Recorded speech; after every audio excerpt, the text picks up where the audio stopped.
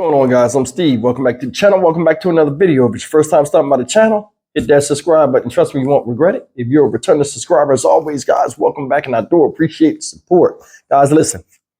Middle of last month, I did the story out of Laranja, Louisiana. Shout out Laranja. And it was about this guy right here. This guy right here, 36-year-old Daniel Callahan. He's presently locked up in Jackson, Mississippi, awaiting extradition back to Louisiana. This guy right here, I've done several videos on, and this guy stabbed this woman, Callie Burnett, 35, age 35.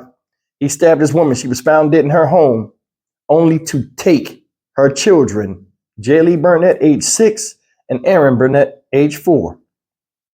Once taking them from Laranja, Louisiana, he drove to Jackson with the unknown girl. Well, she's known now.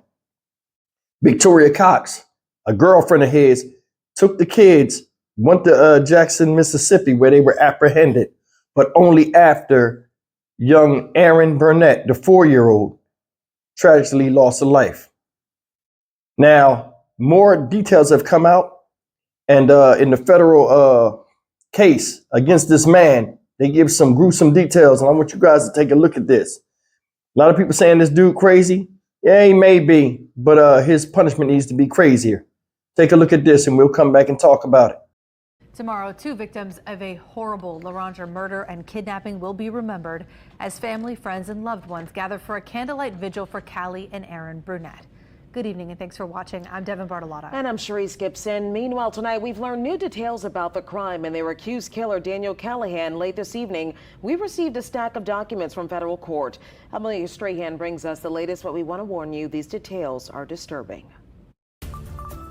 New details about the murder of a Laranja mother and her daughter paint a gruesome scene. Federal court documents show that in an interview with law enforcement, 36-year-old Daniel Callahan admitted to killing 35-year-old Callie Burnett and her 4-year-old daughter, Erin.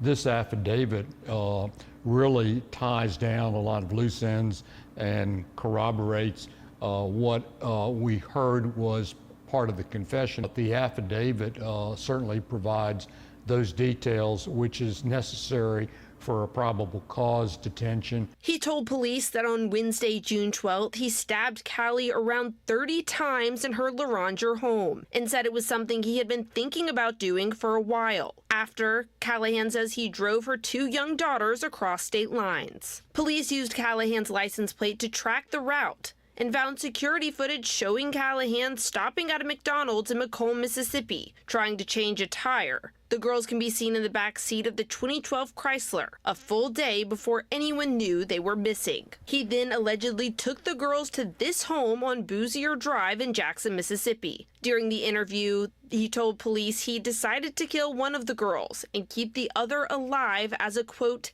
sex slave. So there's a question of the indictment that was handed down by the grand jury in Tangipahoa, and whether the prosecution of the murder of the young child, Aaron, will be based in Mississippi or based in Louisiana. The next day, Callahan's sister, Dixie Hemphill, told police she received a message from her brother saying he had done something bad and needed gas money. That afternoon, Callahan was arrested in Jackson. Neighbors told police they heard screaming in nearby woods, where the older child and Aaron's body were found in a dirt pit. Amelia Strahan, WWL, Louisiana. That's the latest news of what's going on with this guy who's still out there in Jackson, Mississippi. I'm gonna tell you something. This crime is so heinous, right? A lot of people don't know. There's a battle right now where Mississippi don't want to give him back to Louisiana, and Louisiana's like, yo, the crime started here. He need to go back here. It's a big hang up right now. This guy committed murders in 2 different states, and they fighting over who going to deal with him first. Either way, man, this guy's messed up. You've seen him in other videos I did. If you guys go and look at my video catalog, when he was caught, he came right out. Oh, I did it. Yeah, they try to act like he was crazy. His own sister that they mentioned in this video called him a master manipulator. This guy wants attention. I believe he does. He called her and asked her for gas Gas money. Oh, I did something bad. I need money for gas. And while he was out there in Mississippi, I think that ultimately ended up how he got caught because she told on him. But anyway, either way, this guy killed a 4-year-old girl, guys, that wasn't even his. When this story first broke, I remember the Jackson police chief saying, I think he slipped out when he said it. He was like, yeah, to stab the mother, to take the children. I was like, what do you mean take the children? He killed his ex-girlfriend, Danielle Callahan. Danielle Callahan. Callie Burnett. He killed his own ex-girlfriend to take her children. What did it say? He was going to kill one and leave the other for a sex slave. You killed a 4-year-old girl and kept a 6-year-old alive. Because I was wondering, why did he kill the younger one and not the older one? And I was like, maybe she was slowing him down because she was smaller. He made a choice. He was going to pick one of them for his own sexual satisfaction, a sex slave. Said they found these children in the dirt pit. So when he strangled the first girl and threw her in there, he must have had the other one in there too. But they said they heard screaming from the woods of where they was at. People were saying he must have knew where that house was or been to that house before because he went strictly right to that according to the GPS or whatever.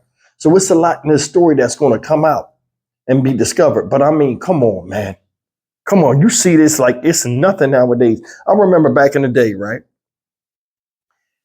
People that would kill children were usually like predators and, they would do something vile to the child, then kill the child to get rid of the evidence of the body or whatever.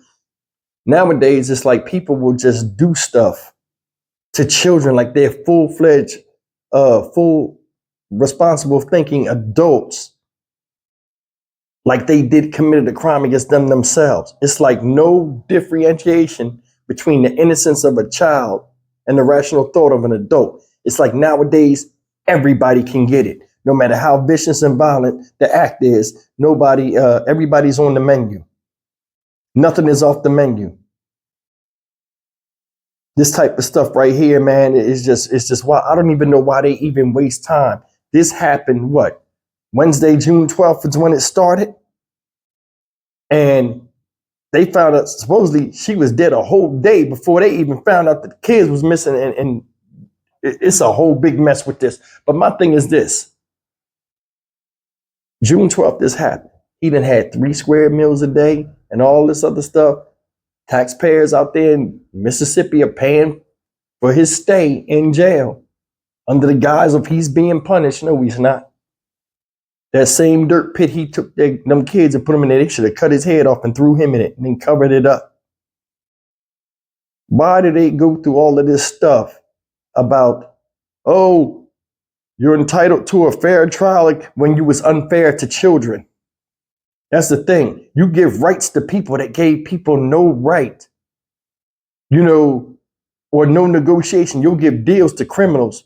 You'll make a deal with a criminal when the person that they killed or did something to couldn't make a deal with them. That's why I say the justice system is a joke. It needs to be revamped, rebooted. It does. He admitted to killing these kids. Nobody asked him. Nobody twisted his arm, nothing.